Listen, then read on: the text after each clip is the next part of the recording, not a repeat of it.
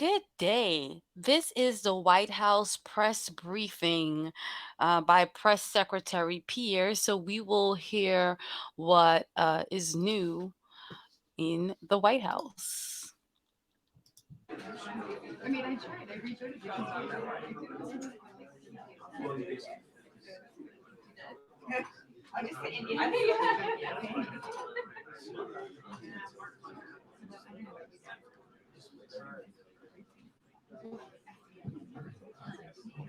It smells lovely in here. Good afternoon, everybody. It does. It smells like, I don't know, potpourri or something. It smells lovely. Welcome back to those who traveled with us out west. It was a really great trip. Three days of wonderful activities. Um, okay, so tomorrow is one of the president's favorite holidays, and many of my colleagues as well, as I've been hearing all day long.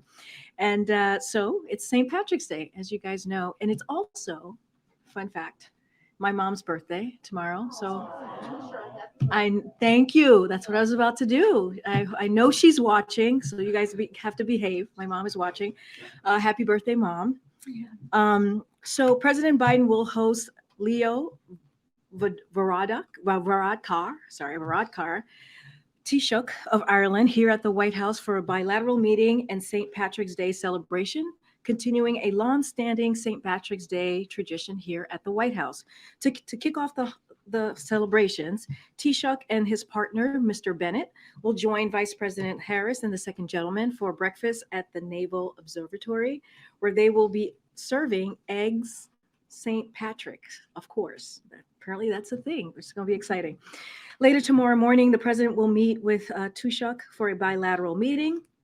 In the afternoon, the president and Taoiseach will go to the Capitol for the annual Friends of Ireland luncheon. And in the evening, the president and Taoiseach will return to the White House for the St. Patrick's Day Shamrock presentation ceremony and reception, including a special performance from Ireland's own Niall Horan. Niall is a multi-platinum selling singer-songwriter who has toured the globe, including with One Direction. Going to keep my comments to myself on One Direction. I don't know who they are. Sorry. Many of you, I'm sure, do. But I know. Okay. But I know a few members of my team are truly excited about that, especially Allison. You guys all know Allison, one of our wranglers. She's been thrilled this past couple of days. So, and all, anyway, St. Patrick's Day, we're all excited to be celebrating that tomorrow here at the Biden White House. And so I'm sure you guys will all be celebrating with us and the rest of the country. But today, we have very sad news, a goodbye to one of our day ones, one of our OGs, members of our team, Kevin Munoz, who is sitting right here. Many of you know him. He was here of the day one, obviously, day oneers of this administration. And since Kevin joined the Biden world in 2019 for the campaign, he has affectionately been known as our Florida man for his knowledge of all things Florida. If you have any questions about Florida, Kevin is your guy. That is his home state, of course, and Dr. Munoz. And we affectionately call him Dr. Munoz for his leadership during the early days when we were still in the throes of the COVID pandemic. And Kevin took that on without complaint and with clear brilliance and really led us through that path of what was happening very early on in the administration. And as you know, and again, just to add, he embedded himself into the core team of the White House response team on COVID, and with their strategic decisions and how to move forward on COVID-19.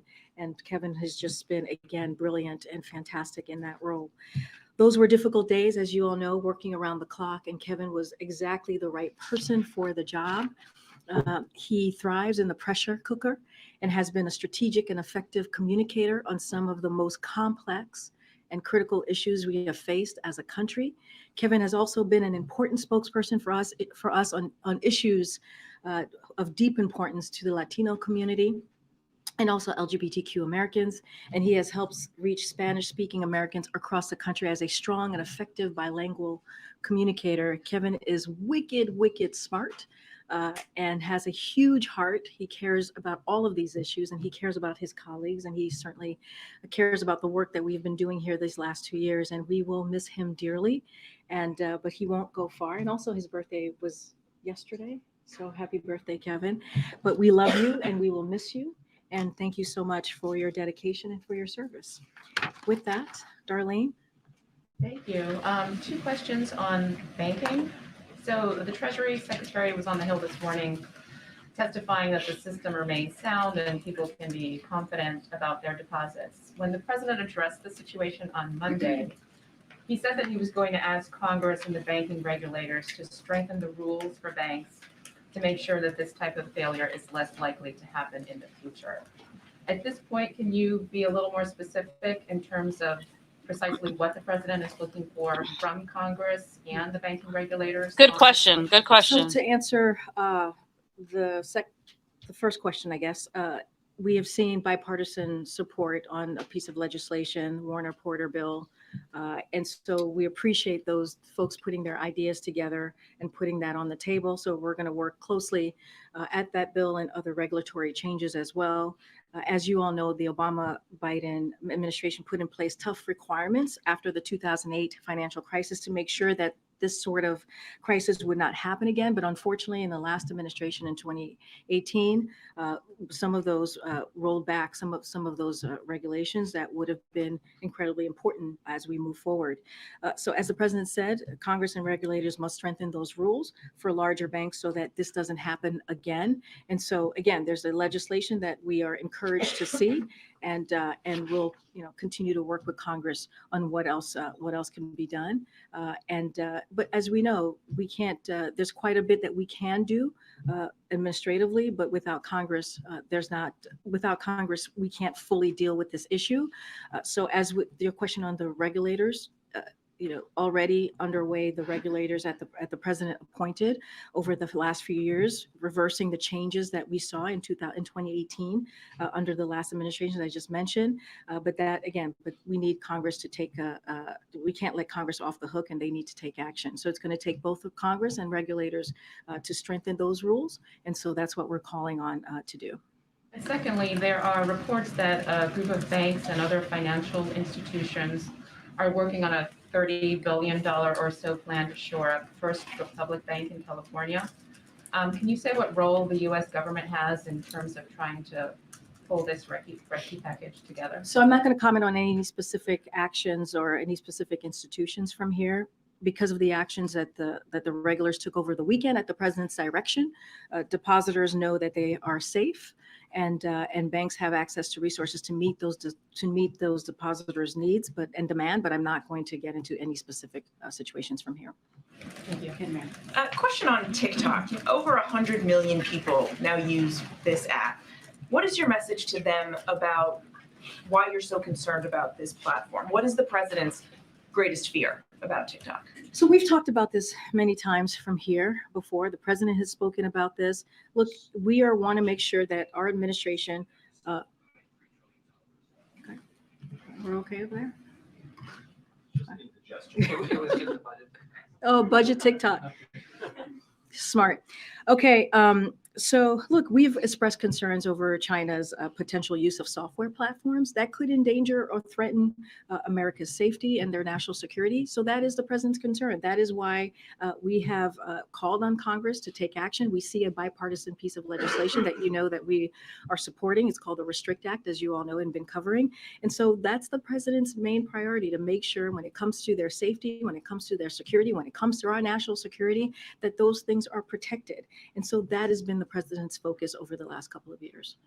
Last month, the president said he wasn't sure if the U.S. should ban TikTok when he was asked about this. Now the administration seems to be hardening its stance. You're backing this legislation, as you mentioned. We've learned, now warning that a possible ban could be at risk here. What changed?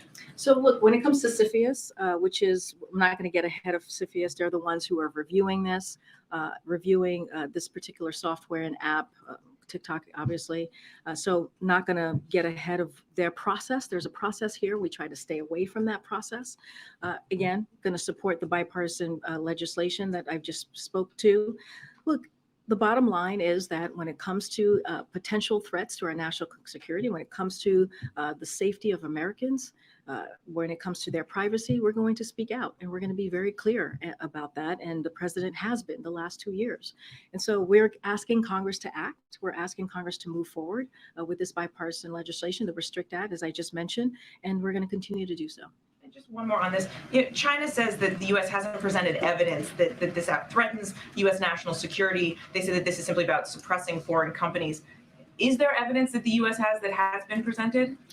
Look, what I can say is CFIUS has a process that they're going through. We're going to let them go through their process. We have concerns, as we have said many times before, about this particular software, software platforms, and so we take the national security very seriously. The president takes that very seriously. The safety of Americans very seriously. The privacy of Americans very seriously. And so we're not going to get ahead of the review, but certainly we again support this bipartisan legislation that we're seeing out of Congress.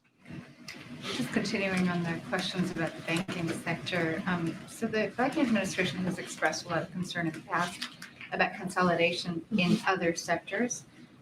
We've spoken about meatpacking, shipping, ocean shipping, oil companies. Are you worried that this crisis surrounding several regional banks could lead to a consolidation and a concentration in the larger banking sector? And I'll have another one. So promoting competition in the American economy, we see that as a priority. You hear the president say these words I'm about to repeat right now, which is capitalism without competition isn't capitalism.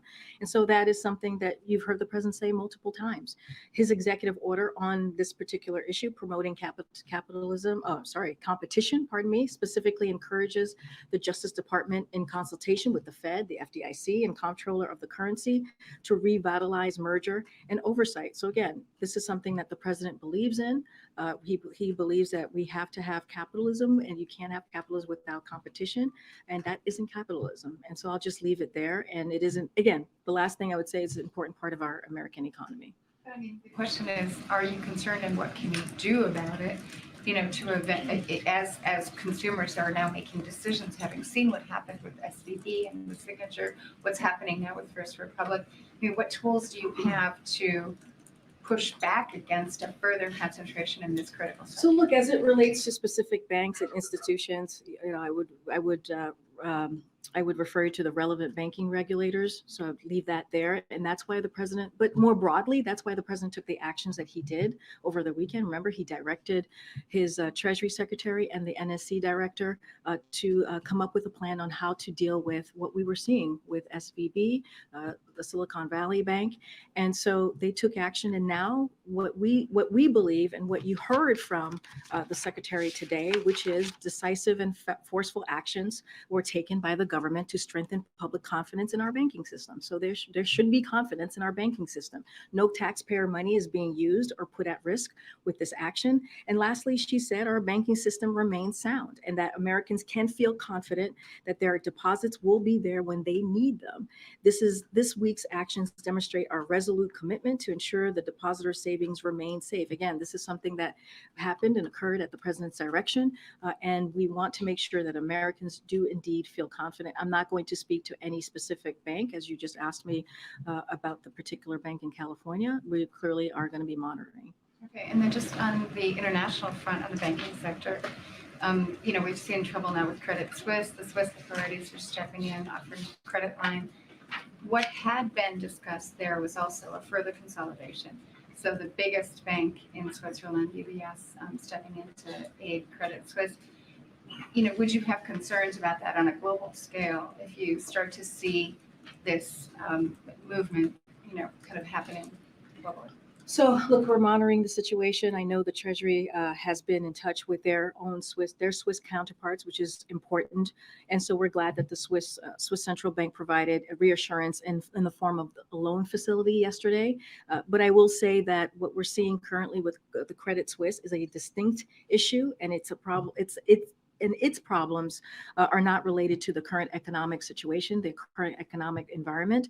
Again, this is a distinct issue that we're currently seeing, and we're having the Treasury secretaries, the Treasury, I should say, more broadly, is having conversation with their counterparts. Labor the point. I just want to see what the Biden administration's policy on this is. Do you discourage further consolidation in banking globally or I in would the US? I would refer you to the Department of Treasury. They have been in close contact with their Swiss counterparts as it relates to this particular issue, this particular bank. But again, want to be very clear. What we're seeing with the Credit Suisse is a distinct situation. It is not. It is not. It does not speak to the current economic environment that we're in. Go ahead. Thanks, Karine.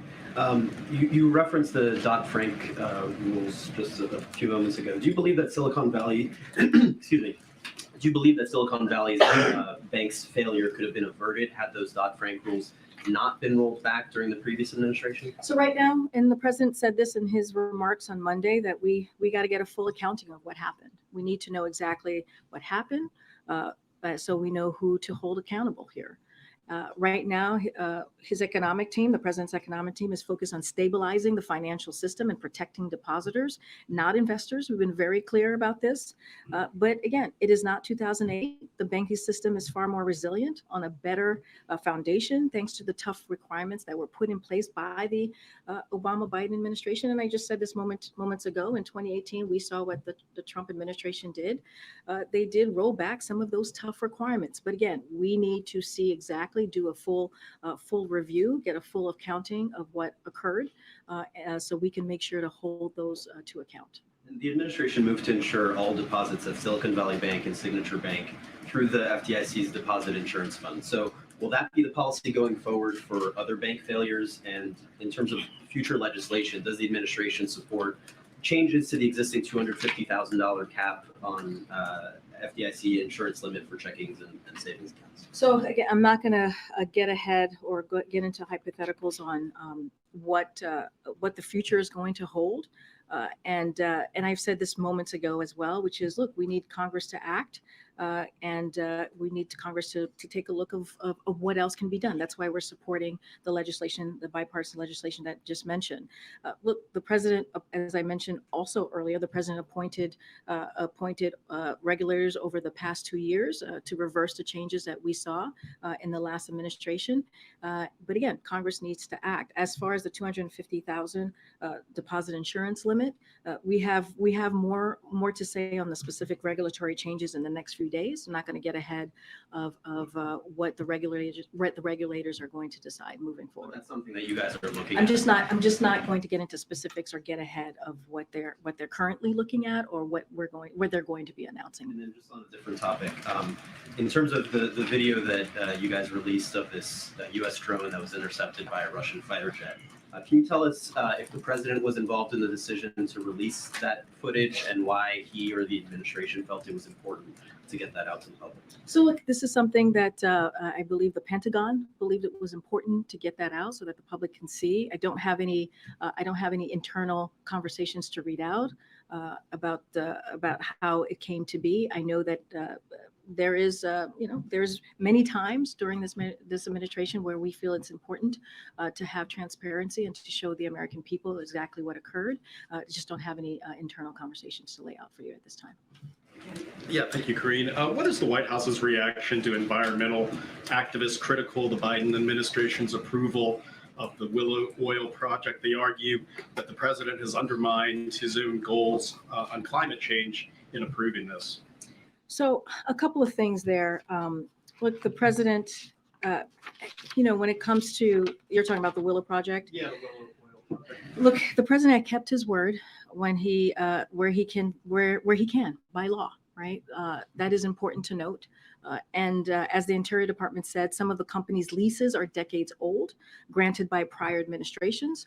The company has a legal right to those leases. The department's options are limited when there are legal contracts in place. For example, the DOI solicitor under President Clinton and law professor at U.S. Hastings said they have lease rights, and that can't be ignored. That's a big figure on the scale in the favor of development. And so I'll leave it there. But again, the president is delivering the most aggressive climate agenda in the U.S. history, and that is going to be uh, uh, his continued commitment to the American people. And so is it the position of the White House that there was no other option other than approving the permits for the project? Well, I just laid out there were those there was legal right to, they had legal right to those leases, right? And the president's going to do what he can under the as the law permits. And so again, this is a president who's delivered on the most aggressive climate agenda in the U.S. history, and he's going to continue to do that. And do you have a reaction or response to the 2 lawsuits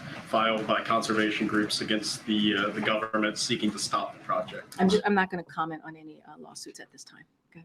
On Ukraine, in the coming months, does the administration have any plans to ask Congress to pass an additional aid supplemental for Ukraine beyond the $6 billion that the president asked for in his budget request? And are there concerns about whether the political will to do so on the Hill is eroding? So look, thanks to the bipartisan congressional support for Ukraine that was passed in September, we believe we have the resources we need through the end of this fiscal year. And I think that's important. Again, that was done in a bipartisan way. So of course, we're going to continue to elevate whether any additional resources are needed based on the conditions that we're currently seeing on the ground, that we see as we move forward on the ground in Ukraine. But again, we appreciate the bipartisan support that we saw in September. We believe that it's going to go through the end of the fiscal year. And again, everything that we have done as it relates to Ukraine has been done in a bipartisan way. Thanks, Reed. You said the White House tries to stay away from the CFIUS process, but has there been any communication between the White House and CFIUS on the issue of TikTok? I don't have any conversations to read out at this time. I just don't have any. This is a process that's done on its own separately, but certainly I don't have any conversation to read out. Just another one. Is the administration planning for different contingencies as it relates to the case over the abortion pill? Particularly as yesterday, it seemed that the judge seemed receptive to the argument that the pill is unsafe. So I want to be careful here. I'm not going to get into any litigation that's currently happening, stay out of or say anything that might get in the way there. But this is about FDA's authority to make its independent evidence-based decision on drugs. This is what this is about. Decisions on what medication can be used in our country should not be determined in a court. They should be determined based on their safety, science, and the data. And so the bottom line is that mifepristone is safe, and there's no question about that. We know that because it's been around for 2 decades. It's in more than 60 countries across the globe, clearly. It has been exhaustively shown to be safe with real data on countless occasions, and it has been used in this country, again, for more than 20 years. So we'll wait for the next steps. Not going to get into what the judge said yesterday. We're going to see where this goes, and we're not going to say much more from here. I just on that, there was some criticism about the White House after the draft decision of Roe v. Wade, or the opinion that overturned Roe v. Wade, that they felt the White House had weeks to prepare for what became the overturning of that opinion, and activists and even some Democratic lawmakers felt that the White House did not have a robust plan in place to respond to that. So I'm wondering, in this case, is there planning underway here at the White House in case this There's been discussion here at the White House about what could happen next in case the judge decides to make this really potentially unprecedented decision. But I just want to go back to the Roe v. Wade and the criticism that you just said that we received, and I would dispute those. I would dispute those with criticism because on the day that it happened, you heard from the president. He laid out some executive actions from this White House on how to move forward. This is a president, and the vice president has been very vocal on making sure that the health of women are protected across the country. We're talking about millions and millions of women, and he's going to continue to do that. That is not going to change from this White House. And we've continued to take action since then through the HHS and DOJ. And other parts of his administration. This is an issue that's important to this administration. And again, what can potentially occur here is sadly, unprecedented. And this is going to put everything that we have seen since June, when Roe v. Wade was taken away from women, puts women's lives in danger. And now we're seeing anti-abortion legislation across the country. Again, dangerous to the health of women. And we're seeing, national Republicans talking about a national ban. Again, that is dangerous to women. That's something that the president's going to continue to speak out against. Yeah. Christine, thank you so much. The NSA Director General has called TikTok a loaded gun because so many Americans rely on it, both for social media and they say they get their news from TikTok. Does the president, does the administration agree with that assessment? I'm just not going to get ahead of any comments that's been made on TikTok at this time. Again, CFIUS is doing a review. We're going to let them do their review. We've been clear about our concerns, express our concerns with the software, this particular app, because the president believes that it's important to protect the privacy and the safety of Americans. It's important to protect our national security. But I'm not going to get ahead of the review. Again, we're showing, and we've been very clear in supporting the bipartisan legislation. Let me try it this way. Does the president think that Americans should be on TikTok? Again, I'm not gonna speak to that. What I can speak to is what the president believes that he needs to do, which is making sure that the safety and privacy of Americans are protected, and he'll speak to that. But I'm not going to speak to actions that the American people should take or not take. Follow up on the video that was released of the drone. Given that it clearly refuted the initial accounts that were offered by the Russians about what happened, is there a broader impact on U.S.-Russia relations? In other words, has it made an already incredibly tense relationship worse? Do you mean, is it going to lead to escalation? Well, look, a couple of things there. And we've been clear, the Pentagon has been clear, my colleagues at NSC has been clear as well. The actions by Russian pilots in international airspace were reckless and dangerous. We have raised those concerns directly with Russian leadership, and we will continue to exercise our rights in international airspace. Clearly, we do not seek armed conflicts with Russia. We maintain direct lines of communication for reasons like this to minimize risk of escalation. But again, we do not seek armed conflict with Russia, and so I'll leave it there. One more, if I could, on the Willow Project. In addition to the environmental groups, there are a lot of young voters who are criticizing the president moonlighting an oil drilling venture in Alaska. What is his message to those young voters who feel like this is a betrayal? Look, the message is this. This is a president that has delivered on the most aggressive climate agenda in the United States history. And he's going to continue to do that. And he has the receipts for it, right? He has conserved more land and water in the first year than any president since JFK. He has fully closed off the U.S. Arctic Ocean to new oil and gas leasing. He has secured record investment in climate resilience and environmental justice. And his economic agenda is fueling an unprecedented clean energy manufacturing boom that is bringing energy costs down, reducing America's resilience on oil, and finally putting us back on track to meet our clean energy projects. Again, this is a president who has done more on climate change than any other president in history, and he's committed to it, and he's going to continue to do so. Okay. Will any White House officials be meeting with the president of Taiwan when she's here in a couple of weeks? And is there still concerns that there could be fallout for her meeting with Speaker McCarthy? Well, first of all, I don't have a trip to. I don't believe the trip has been announced or Taiwan has announced any transit at this time. There's a couple of things I do want to say because I know this has come up a couple of times. And so any potential transit that Taiwan might be making certainly would refer you to Taiwan. I will say that transits of the United States by high-level Taiwan officials are consistent with longstanding U.S. practice, the unofficial nature of our relations with Taiwan and U.S. policy, which remains unchanged. Every Taiwan president has transited the United States. President Tsai has transited the United States at least about six times since taking office in 2016, and done so without incident. Such transits are undertaken out of consideration for the safety, comfort, convenience, and dignity of the passenger and are in keeping with our One China policy, which remains unchanged. Transits are not visits, they are private and official and unofficial. So I will also note that high-level Taiwan officials have typically met with members of Congress, which is a separate and co-equal branch of government during past transit, but I believe that Taiwan has not yet announced a transit at this time. Another quick one on banking. Is there any actions that the White House is taking right now before Congress can pass any new legislation to prevent further contagion, further banks from failing, and that potentially bleeding into the economy? Well, as I mentioned, as you heard from the president directly, over the weekend, and he talked about this on Monday.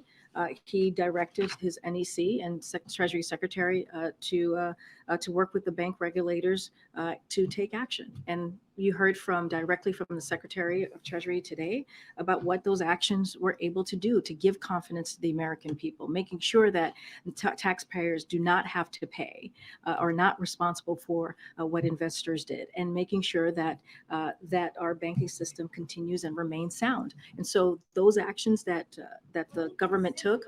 Weekend.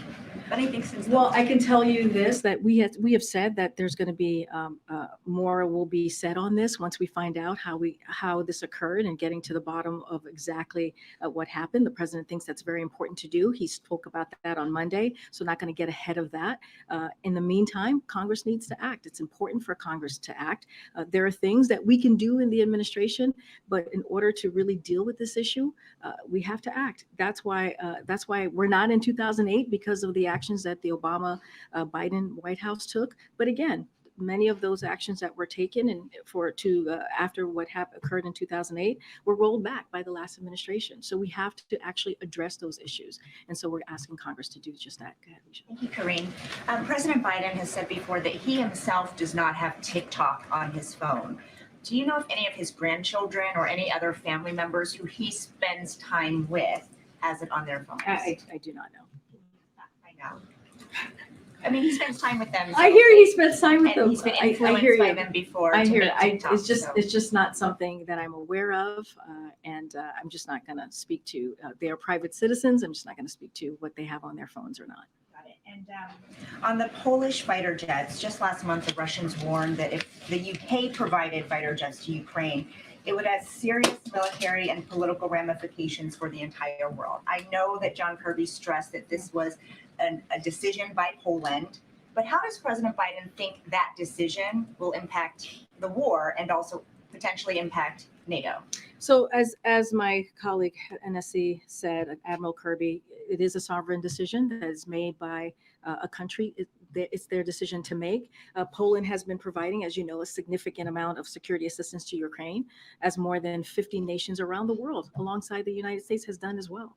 And so, look, we are committed, and we've said this before. And because of the president's leadership, you've seen NATO be unified. You've seen the West be unified, to committed to making sure that the people of Ukraine is able to fight for their democracy and for their freedom. Remember, this is a war, as you all know and covered. This is a war that Russia started. They are the ones that are invading a sovereign nation.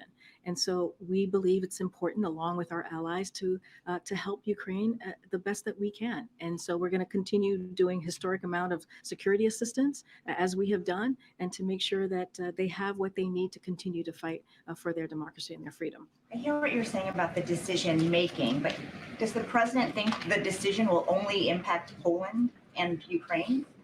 Can you say that again? What do you mean, a decision? Well, it was Poland's decision, right? But now that they are delivering these fighter jets, how will that impact NATO allies and the war, given what Russia has warned about providing fighter jets just last month? Well, look, we have said it is important for our partners, across the globe, to do everything that they can to help Ukraine, and so that hasn't changed. And as you saw, the president was in Poland recently, had a one-on-one engagement with President Duda, and you saw the commitment by both leaders to continue to do everything that they can that we can to give Ukraine what they need. And the President Duda was very, very thankful to the president for everything that we have done. We were thankful to President Duda being right there at the border alongside Ukraine, having to be one of the closest ally that has to make sure that Ukraine has what they need, but uh, also be part of that alliance that continues to provide the security assistance that Ukraine needs. I'm not going to, again, it's a sovereign decision. It is their decision to make. But you are seeing a strong alliance, the strong partners, a strong West. NATO is come together to do everything that we can to make sure that the people of Ukraine uh, have the security assistance that they need on the ground to fight for their freedom. And I'll just leave it there. And then just quickly, did President Biden know that that was President Duda's decision before he announced it yesterday during that press conference? So we were informed by the decision by Poland to provide the jets to Ukraine. So we continue to closely coordinate with our allies and partners, including Poland, as we provide assistance to Ukraine. Yesterday, Secretary Austin, as you probably know, hosted the 10th Ukraine Defense Contact Group, in which countries around the world continue to step up, support Ukraine as it defends itself from Russian aggression, and that's what you're going to continue to see. Yeah, go ahead, and then I'll keep going. Thank you. There were some new figures out today showing the highest maternal mortality rate in half a century, or a little more in fact, and of course that puts the US right at the top of wealthy countries in terms of maternal mortality. Does the White House, have any plans about this? And so, thank you. Yeah, I have a statement here that we wanted to share with all of you. Look, the data that came out today show for far too long, pregnant and postpartum women have been short shifted here, which is exactly why the president and congressional Democrats are working to improve their access to healthcare, to lower healthcare costs, and to significantly increase investments in improving maternal health. But meanwhile, what we're seeing from the other side, what we're seeing from Republicans they're doing the complete opposite, which is consistent and on brand for them, working to gut health care for Americans, repeal Affordable Care Act, and make deep cuts to Medicaid, which is the last thing we should do, given that 40% of women have Medicaid coverage at the time of delivery. It is incomprehensible and it is incredibly dangerous what we're seeing from our Republicans colleagues in Congress. The most powerful country in the world should not be accepting this as a reality. This is a crisis and we are taking action. The president and the vice president will continue this fight to ensure pregnant and postpartum women and all Americans have the care they need to stay healthy. And that's a commitment that you'll see from this president. Go ahead, April. Two questions. First, on the abortion pill in the Texas case, what happens to disadvantaged women, particularly in the Black and Brown community, if this pill is abolished or not allowed in that state? What happens? So look, I'm not going to get ahead of the decision that the courts are going to be making at any time soon today. Who knows, a couple of days, going to stay out of that. But we've been very clear. We've been very clear that what could potentially happen is unprecedented. We're talking about a pill that's been around for 2 decades. It's been in more than 60 countries across the globe. That is safe. And this is something that the FDA should decide on what's safe and what could be beneficial to women's health. So yes, if this were to occur again, I'm not going to want to be very careful here. This would be devastating to that very group that you just listed out, April. So you're questioning his definition or qualification for what's safe, the judge? I'm not questioning anything at this time. This is something that the judge has to decide. Want to be very careful. This is an ongoing litigation, but what could happen would be unprecedented. And the president and this administration, you're going to continue to hear us speak up for women across the country. And next question, Shanquilla Robinson. Ben Crump has sent a letter to the White House about this case. This young woman was killed in Mexico in October of last year.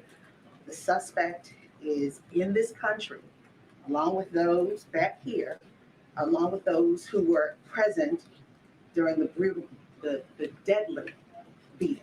Okay, he sent a letter asking for extradition of the suspect to Mexico for the Mexican authorities to deal with, or if not, take jurisdiction of it here and deal with it What's next? What's the White House willing to do? So let me just first say our hearts go out to Ms. Robinson's family and friends. It is devastating what occurred, and certainly the tragedy is just devastating. And we've been following the news here, but because there's an FBI investigation underway, there's very little that we can say. We got to, as you know, we are very careful about. Criminal investigations or any investigations that are currently happening through DOJ in this particular case, FBI. But our hearts go out to, again, to the families. And I would have to refer you to the DOJ and the State Department on this. Let me ask you this. So since there's an FBI investigation, does that mean nothing happens until the investigation is complete? Or, the United States has extradition treaty with Mexico. Is all of this contingent upon the FBI investigation? What I can say is there's an investigation going on. So this is something that the FBI has to speak to. So that's why I'm referring you to the Department of Justice. And it's also an issue of the State Department, again. So would refer you to the State Department as it relates to another country and the diplomatic conversations that occur there. But again, this is something that we're clearly following here. And our hearts go out to her family. And last question on this though, are there capabilities for the United States to take jurisdiction over this if it doesn't go, if the suspect is not extradited back? Look, April, I understand the question and I appreciate the questions, all important questions to ask of me. But again, there's an ongoing investigation. So I would refer to the Department of Justice. Process, not necessarily the investigation. But there is a process that's currently happening because of the investigation. So I would refer you to the Department of Justice and also the State Department, as there are, this is a diplomatic issue that needs to be handled on that end. Okay. And then, I'm sorry, and then I'll go to I know that. you were asked about this last week at that footnote, didn't have an answer. I wondered if you do have an answer now as to whether or not the president will sign the COVID origins intelligence bill that was unanimously passed. Thank you for the question. I know I was asked about it, I believe, on the plane on Monday, as you just mentioned. So we're looking at it. We have continued to share information with members of Congress. And as you know, just months after the president came into office, he asked his intelligence community to double down and to take a look of the origins of the COVID origins, because we believe it's important to get to the bottom of this and also if once the intelligence community has made the assessments, clearly we would share that with the public. As it relates to the legislation, we're going to take a look at it, and certainly we'll have more to share. You haven't made a decision whether we will No, sign it or not. we're just taking a look. We're taking a look into the bill. Go ahead, Christina, in the back.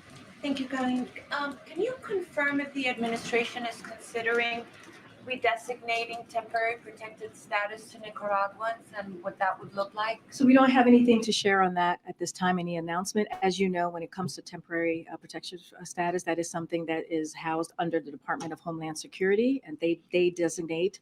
That would be something for Secretary Mayorkas to designate, and so I just don't have anything for you on that. I would refer you to the Department of Homeland Security.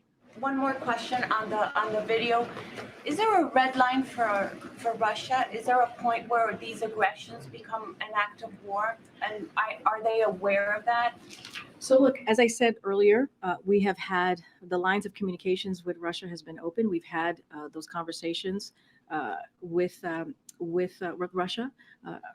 And so I'll leave it there, and we'll continue to make those have those communications. We're not looking for escalation. I said that moments ago, and I'll just leave it there. That is not what we're looking for with Russia. I'm gonna try to take more in the back. Go ahead, Courtney. Thank you. I wanted to ask you about travel requirements. The U.S. lifted the requirement for COVID-19 tests for travelers flying from China. Do you have any update on the vaccine requirement for international travels in general? We don't have any updates at this time. And a second question on parole. The U.S. has had a humanitarian parole program that you opened for the 4 countries from Latin America. That program is being challenged in court in Texas. Can you talk about the implications of that case? I know that type of parole has been a tool that the president has used repeatedly in the last 2 years, not just for the Southern Hemisphere, but for other humanitarian crises. Yeah. So as you know, that parole program that we put into place is working. It's working. it's gone down. Those 4 countries crossing over, coming to the border has gone down by more than 95%.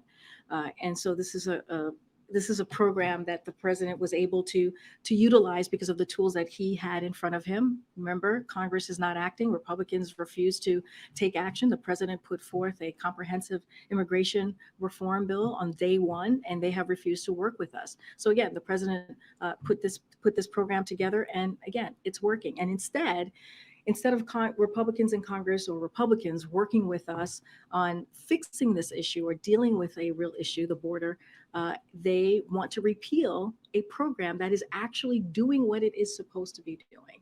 So this is a political stunt by them. This is something that they're not serious about, and it is unfortunate. Look, we're going to secure the border and do the work. You've heard from Mayorkas on this. Do the work, Secretary Mayorkas on this. Do the work to continue to do that. But we need Congress to act. We need Republicans to seriously come to the table and deal with it. Repealing a program that is working is just doesn't make sense, and it's a political stunt. All right, I know I have to go. I'll take one more. Go ahead, Karen. Thanks, Corinne. You laid out a very detailed schedule for the president tomorrow with the Prime Minister of Ireland, but it did not include a 2-and-2 press conference. Can you say why not, and whether that might be added to the schedule tomorrow? So I think you've having a pattern with a lot of the world leaders who are coming to the White House. Look, I've spoken up to this many times when it comes to diplomatic briefing that it's not part of the schedule. Right, and again, I brought it up many times, and I gave an explanation. These are diplomatic conversations that happen with the countries that are visiting, and it is something that is decided in that way. But there will not be a 2+2 tomorrow, as you just noted. But again, this is in coordination with the country that comes to visit here at the White House. You're going to have an opportunity, or your colleagues will have an opportunity to ask questions during the pool spray of the Oval, at the Oval that happen every time a head of state visits. So that is an opportunity to be able to pose a question to the president or the head of state that is visiting the White House on that day. But again, this is coordinated. That's not true. He's answered questions. We get yelled at. It's not. Here's Everyone shouted down when we're in the Shout at us to get out. I hear you guys. I hear you guys. I hear you guys. Look, the 2+2 is something that is done in coordination with the country that is visiting. That is not something that is unilaterally decided. That is something that is in discussion with the other country. I was asked about the 2+2.